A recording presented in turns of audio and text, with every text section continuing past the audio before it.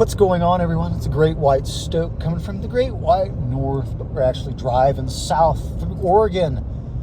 Just punched through Idaho. Wanted to make a addendum to the recent video to Raw Dogletard with regards to his lamentations of how expensive healthcare is.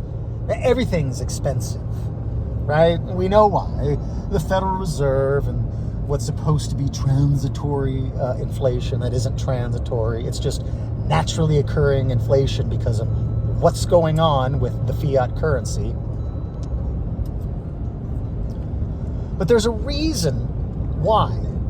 Like, why is the Federal Reserve continuing? And how did we get to this point? It's because our country and our people have been yoked and made to care about the boomers. Like the boomers are some important group that needs to be glorified and deified and worshipped. When in reality, the boomers are the most worthless group of people we could really have culturally and socially. I mean, let's think about this. You're talking about, for an example, just one little example here as my point. Only the boomers were given the advertisement of, hey, Joe, come on up to Alaska. You can get 40 acres for free if you do some minor property improvement.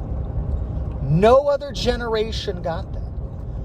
No other generation after the boomers got that offer. No other generation after the boomers had a country that was as culturally homogenous, racially homogenous, ideologically homogenous. All sorts of homogeneity was happening in this country when the boomers came online. And they were told by their parents, who had some very real trials and tribulations, that the world is rough and you got to pick yourselves up by your bootstraps. Only the world that the boomers were in really wasn't that rough, considering, right? And it wasn't that bad because you talk to boomers and they'll get that distant, bewildered look in their eye. And they look around, they're like, things have changed, but they only want to admit to the change when it affects them. But when any other generation after them has their own legitimate concerns and complaints, the boomers are very quick to diminish and actively not empathize. And one of the great ways the boomers love to portray themselves as victims was that they had Vietnam. They were drafted and they had Kent State, right? They got to see what our government is capable of. I mean, they got to watch JFK gunned down, right, by our own government. They got to see it front and center.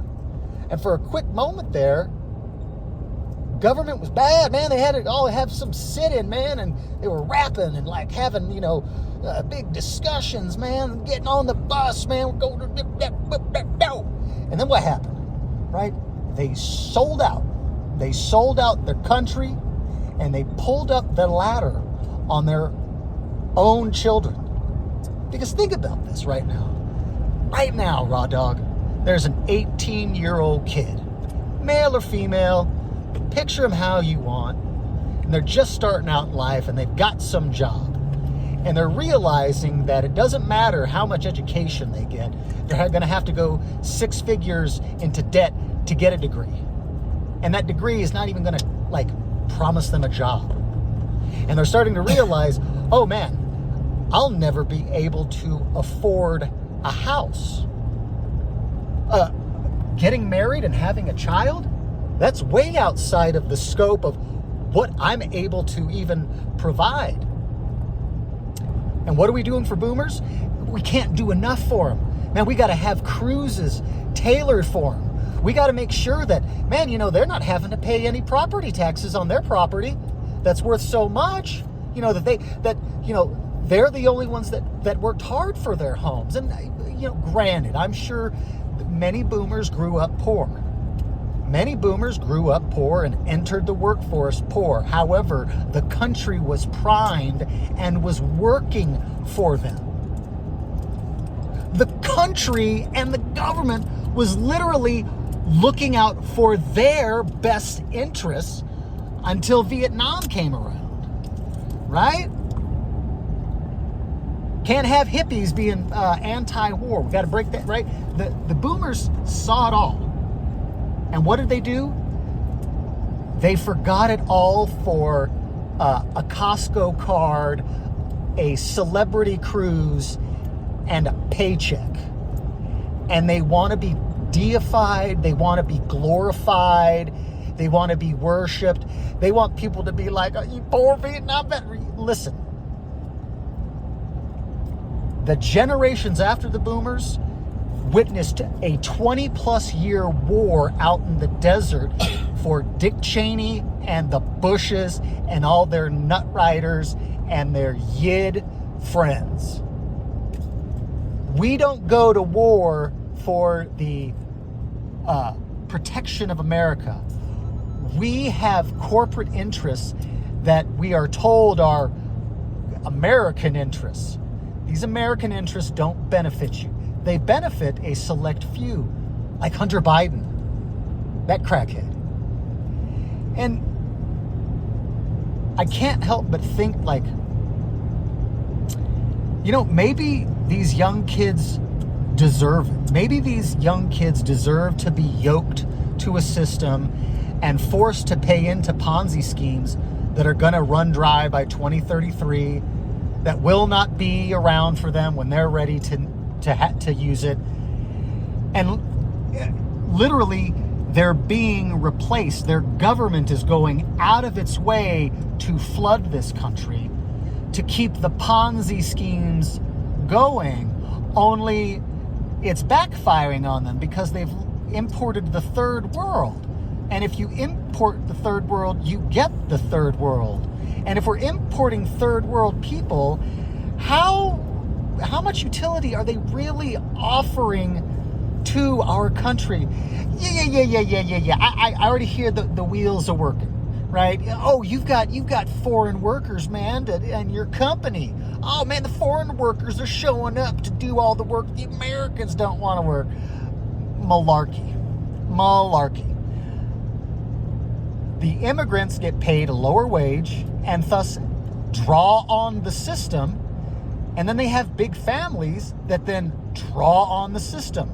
So when you bring in one Mexican dude to do construction work that an American man ain't gonna do, derp, right? What does this Mexican dude do? He brings his entire family with him, who all then get on benefits.